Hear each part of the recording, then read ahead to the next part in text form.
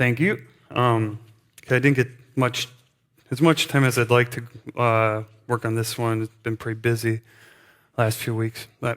So anyway, this week's portion is called Naso, or lift up.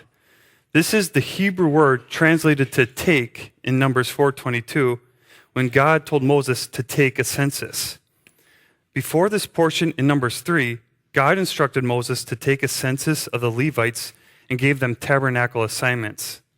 This week's portion did the same, but in this case, specifically for when the tabernacle was transported.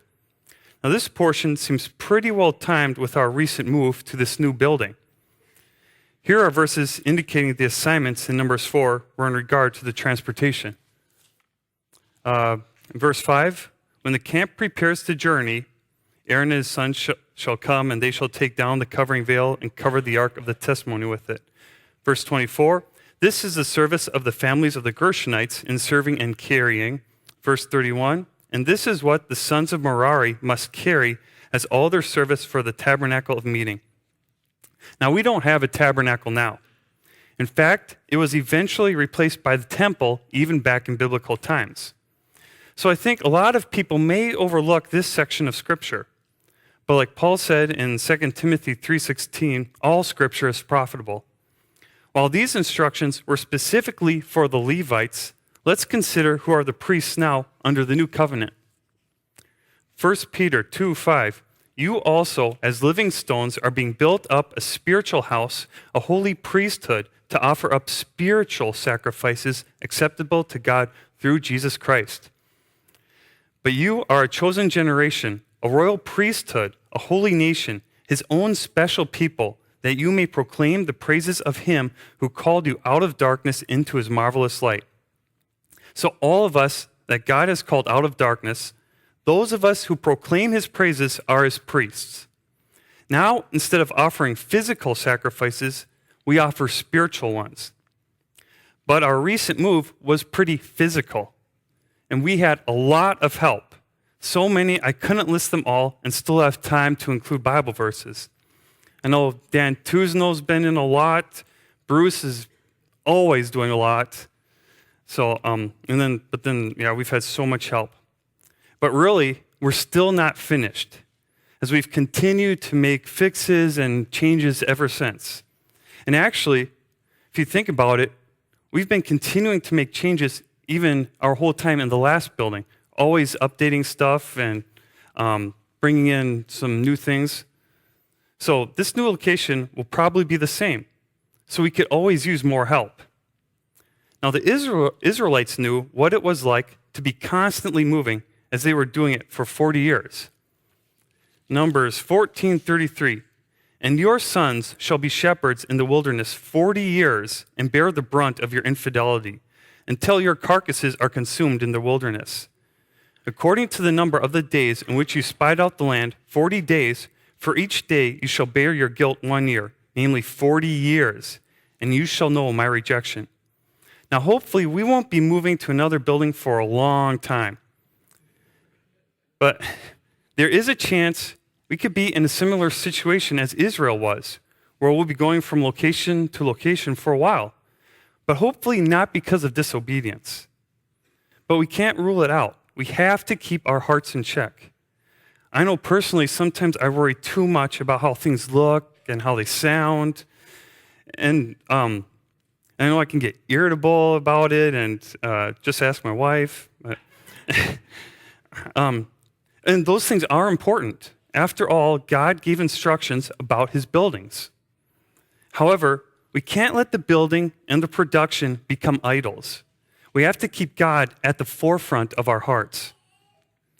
Now, since the assignments in Numbers 3 match those for traveling in Numbers 4, we can deduce that examining these aspects will not only help us when we're on the move, but also when we're settled in the meantime. With all that in mind, let's look at the main characters of the portion, the Levites. Genesis 46:8. Now these were the names of the children of Israel, Jacob and his sons, who went to Egypt. In verse 11, the sons of Levi were Gershon, Kohath, and Merari. So when the Israelites went to join Joseph in Egypt, Levi had these three sons. I put together a Levite family tree based on Exodus 6, 16 through 20. Now it's coming up on the eye. Oh, there it is. See, that's the stuff we're dealing with. Okay. Now the pink boxes, they indicate the women. We see Levi's 3 sons that were mentioned in Genesis 46, Gershon, Kohath, and Merari, and we see their children. I didn't touch anything. Oh, thank you. There's a message on this iPad. Hasn't been backed up in 4 weeks. Okay. Okay. So now the Levites were divided up in Numbers 3 and 4 based on the descendants of these 3 sons of Levi. Now Aaron and Moses, down here, they were born to Amram, who is Kohath's son. As we see in these chapters of Numbers, the Kohathites were in charge of the most holy place. Numbers 3:31. The Kohathites' duty included the ark, the table, the lampstand, the altars, the utensils of the sanctuary with which they ministered, the screen, and all the work relating to them. And 4:4. This is the service of the sons of Kohath in the tabernacle of meeting, relating to the most holy things. However, only Aaron and his sons, a select group of Kohathites, were allowed to actually handle these items before they were transported. The beginning of Numbers 4 gives instructions to Aaron's sons and how they were to cover them. Then the Kohathites took over. This is like what John was talking about last week in his commentary. Verse 15.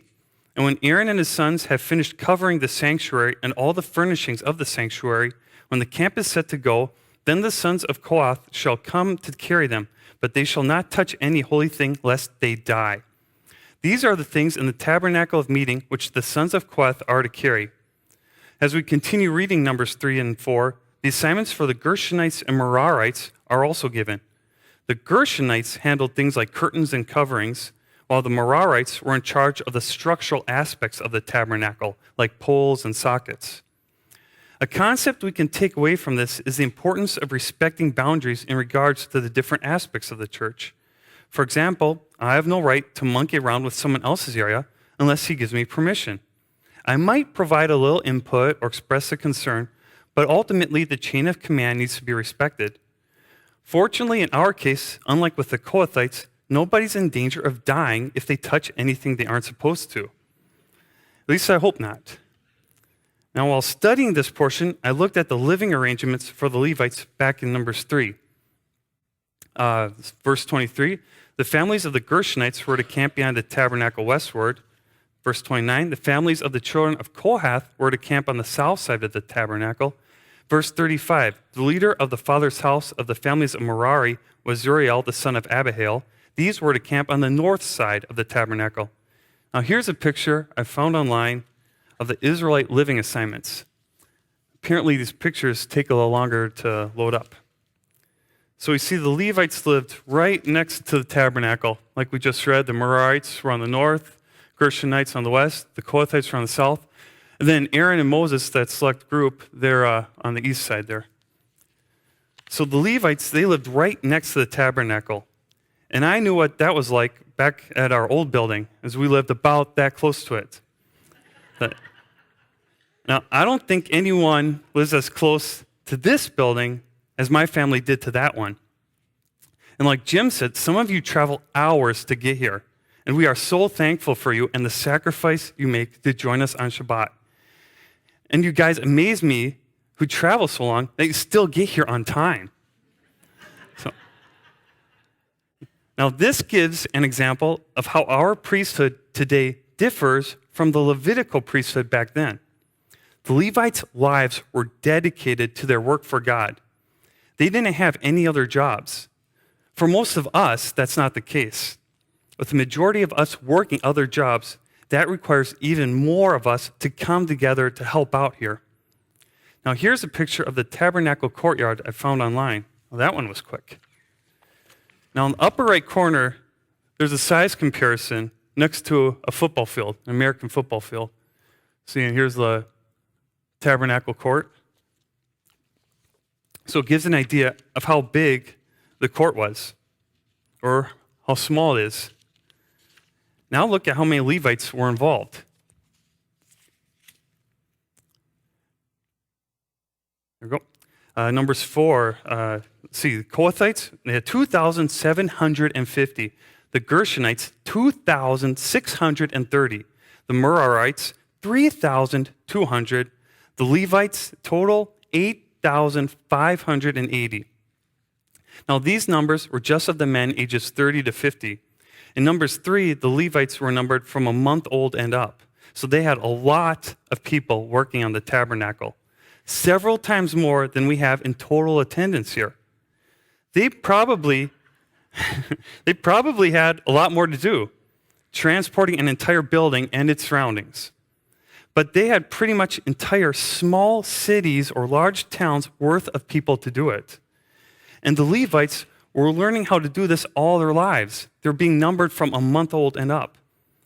Our technology isn't even as old as many of us. So we couldn't build up that kind of experience. I never even operated a soundboard until I started doing it at our old building. And it hasn't gotten any easier since then. We were just talking about this back there. I mean, before I just swapped a couple CDs and pushed some buttons.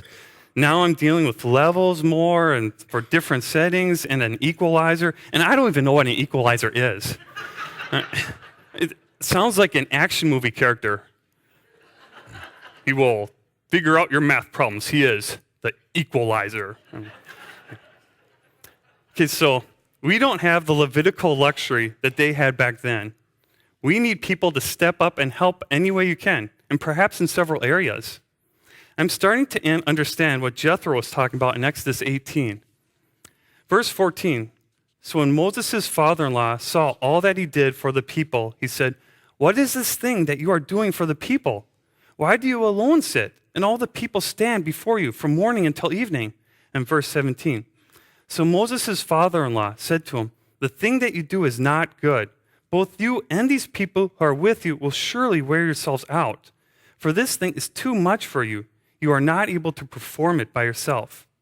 Now, this passage is in regards to Moses judging the people. This principle applies in other areas as well. If only one person or small group of people do most of the work, everyone will get worn out. The body needs all members contributing in their roles to be healthy. So I'd like to encourage everyone here to see how you can contribute.